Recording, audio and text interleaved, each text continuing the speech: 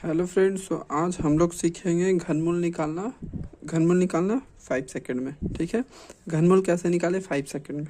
ठीक ना। तो सबसे पहले आपको घनमूल निकालने के लिए आपको 1 से लेकर 10 तक का घनमूल याद होना चाहिए। ठीक है, यहाँ से 1 से लेकर 10 तक का घनमूल याद होना चाहिए। और देखिए हमने एक क्वेश्चन यहाँ पे लिखा है और भी बहुत सारे क्वेश्चन हैं जिसको अभी हम लोग सॉल्व करेंगे। लेकिन अगर आपको इसे अच्छे से एकदम सीखना है तभी आप इस वीडियो को पूरा देखें, और अगर नहीं सीखना है तो जो इसे वीडियो को छोड़ दें। क्योंकि अगर आपको नहीं सीखना होगा तो आप इस वीडियो को स्किप कर देंगे, जिससे कि आप नहीं सीख पाएंगे। ठीक है, तो अगर सीखना है तो ज़रूर इसे अच्छे से देखें। चलिए स्टार्ट करते हैं इसे कैसे हम लोग घनमूल निकालते हैं। ठीक है, घनमूल हम लोग 5 सेकंड में कैसे निकालते हैं और आपका निकल जाएगा। ठीक है, तो चलिए हम लोग इसे निकालते हैं। 2197 लिखा हुआ है तो यहाँ लिख देंगे 2197। ठीक है, और घनमूल में हमेशा 3 का जोड़ा लगता है पीछे से, हमेशा पीछे से 3 का जोड़ा लगा देंगे और देखेंगे कि ये 7 कौन से नंबर पे आ रहा है, कहाँ पे 7 आ रहा है। एक के क्यू में नहीं आ रहा, 2 में नहीं आ रहा, 3 में। देखिए यहाँ पर 7 आ रहा है तो 7, तो यहाँ 7 आ गया तो 3 होगा। यहाँ पर 3 यहाँ पे लिख देंगे। 3 के क्यू में 7 आ रहा है 27, इसलिए 7 आ रहा है, इसलिए यहाँ पर 3 लिखेंगे। ठीक है, अब देखेंगे यहाँ पर 2 बचा हुआ है। 2 किसके किसके स्क्वायर के बीच में आता है। 1 का स्क्वायर 1 का क्यू 1 होगा और 2 का क्यू 8 होगा। ठीक है, तो हमेशा हम लोग कम वाला लिखते हैं। तो 2 का क्यू 8 हो जाएगा, तो ये 8 से बहुत कम है, तो हमेशा इसलिए हम लोग 1 का क्यू लिखेंगे। 1 का क्यू 1 ही होता है और छोटा ही वाला लिखेंगे यहाँ पर। ठीक है, तो इसके लिए 1 आ गया और इसके लिए 3 आ गया, तो ये दोनों को मिला दे कितना हो गया 13। तो इसका आंसर क्या हो गया 13। ठीक है, तो इसी तरह हम लोग चलिए दूसरा क्वेश्चन देखते हैं। तो चलिए हमने दूसरा क्वेश्चन एक लिख दिया है, इसे हम सॉल्व करेंगे। 2 से 3 क्वेश्चन के बाद आप सॉल्व करके एकदम तुरंत दिखा दोगे। तो चलिए लिखते हैं पहले इसे। ये ऊपर वाला 3264, सबसे पहले क्या करना है 3 का जोड़ा लगाना है। 3 का जोड़ा लगा दिए, क्योंकि क्यूब है, क्यूब में हमेशा 3 का जोड़ा लगता है पीछे से। स्क्वायर रहता तो 2 का जोड़ा लगता है। तो 1 2 3 हो गया और ये अकेला बच गया। ठीक है, तो देखेंगे 4 आ रहा है लास्ट में। फर्स्ट डिजिट क्या है 4, तो देखेंगे कहाँ पर 4, यहाँ पर 4 आ रहा है और किसी में 4 नहीं आ रहा, तो सिर्फ इसमें 4 आ रहा है। 4 का क्यूब में 4 आ रहा है, इसलिए 4 यहाँ पे लिख देंगे। देखिए ये वाला 4 यहाँ पर 4 आया, इसलिए ये 4 का क्यू है, इसलिए 4 लिख दिया यहाँ पर। ये देखेंगे 3 है। 3 किसके किसके इसका क्यू के बीच में आता है। 1 का 1 होता है और 2 का 8 होता है, तो 1 और 2 के बीच में आता है, इसलिए छोटा वाला हमेशा लेते हैं यहाँ पर। तो 1 ही हो जाएगा इसका। तो इधर से 4 आया, उधर से 1 आया, तो दोनों को कर दिए यहाँ पर ऐसे, तो 14 हो गया। तो ये 14 का है। ठीक है, तो हम लोग यहाँ पे क्वेश्चन नंबर 2 देखते हैं, दूसरा देखते हैं कैसे सॉल्व होता है। ठीक है, तो सबसे पहले इस क्वेश्चन को यहाँ पर लिख लेंगे 13824 लिख लेंगे और पीछे से 3 का जोड़ा लगा देंगे। फिर ये 2 डिजिट यहाँ पर बच गया है। ठीक है, 3 का जोड़ा लगा दिया। अब देखेंगे लास्ट में कितना 4 है। 4 है तो 4 ढूंढेंगे इधर, कहाँ पर 4 है, इसमें, इस वाले में। 4 का क्यूब में 4 है, 4 का क्यूब 4 है, तो यहाँ पर 4 का क्यूब लिखेंगे। और फिर ये 13 बच गया। अब देखेंगे किसके किसके क्यूब में आता है। 1 का क्यूब 1 होता है, 2 का क्यूब 8 होता है। ठीक है, अच्छा 1 का तो कोई काम नहीं, 2 और 3 का, 2 का 8 होता है, 3 का 27 होता है। 3 का ज़्यादा हो जा रहा है, इसलिए 2 का लेंगे। ज़्यादा हमेशा हम लोग को नहीं लेना, हमेशा हम लोगों को इस वाले से कम ही लेना है। तो 2 आ रहा है, तो 2 और 4, 2 और 4 कितना 24। ये आंसर कितना का हो गया 24 का, ये आंसर हो गया। तो क्या आपको ये समझ में आया? और नहीं आया तो एक और क्वेश्चन अभी हम सोल्व करने वाले हैं। तो यहाँ पर हम लोगों ने क्वेश्चन नंबर 3 लिख दिए हैं। चलिए अब इसे देखते हैं कैसे सॉल्व होगा। तो सबसे पहले इस क्वेश्चन को लिखेंगे 68921 लिख दिए। पीछे से 3 का जोड़ा लगा देंगे, लग गया। अब देखेंगे 1 आ रहा है, तो 1 किस में आ रहा है, लास्ट में डिजिट में। किस नंबर के क्यूब में 1 आ रहा है, किसी में नहीं है, बस 1 में है, तो 1 ही लिख देंगे आंसर। किसी के लास्ट में 1 नहीं आ रहा है, मतलब सिर्फ इसमें आ रहा है, तो ये वाला 1 यहाँ पर लिख देंगे। अब देखेंगे ये 68 है।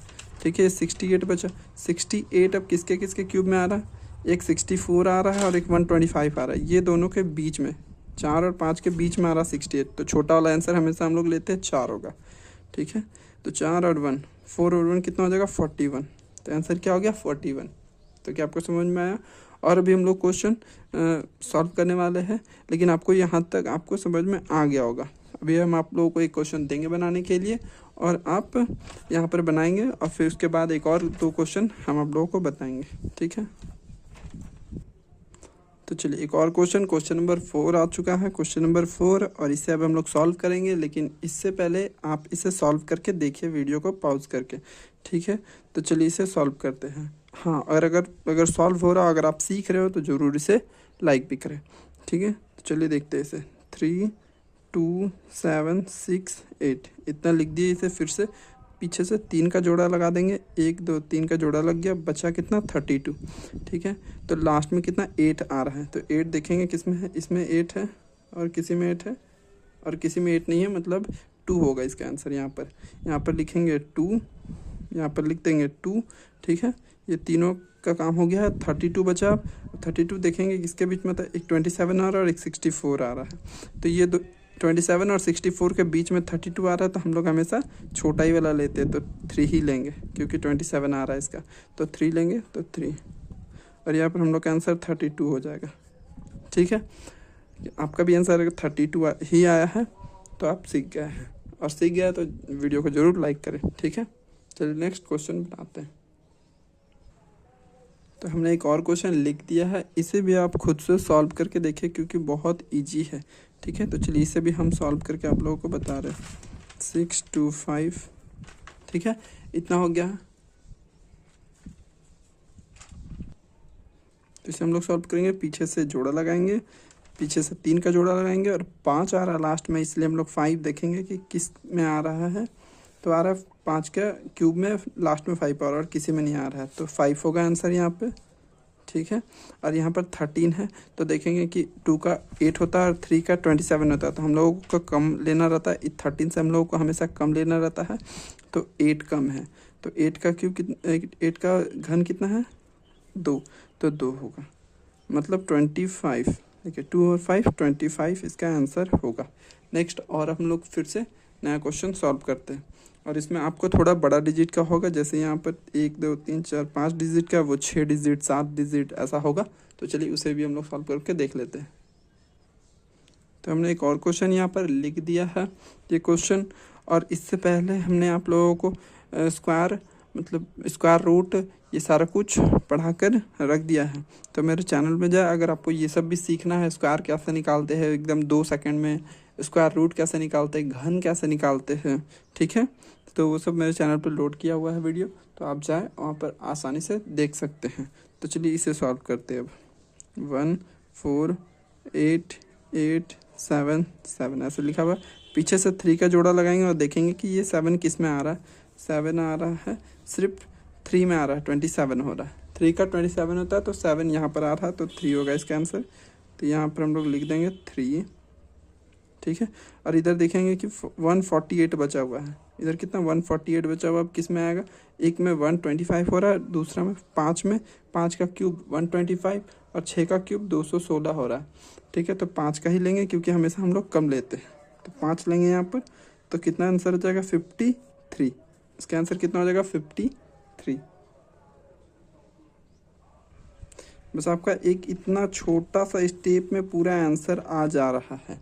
तो क्या आपको ये समझ में आया, और नहीं आया तो थोड़ा सा वीडियो को स्लो करके या थोड़ा फास्ट करके देखिए, आराम से समझ में आ जाएगा, ठीक है। तो क्वेश्चन हम लोग नेक्स्ट एक और क्वेश्चन बना लेते हैं, इसमें आपको इस बार सारा समझ में आ जाएगा।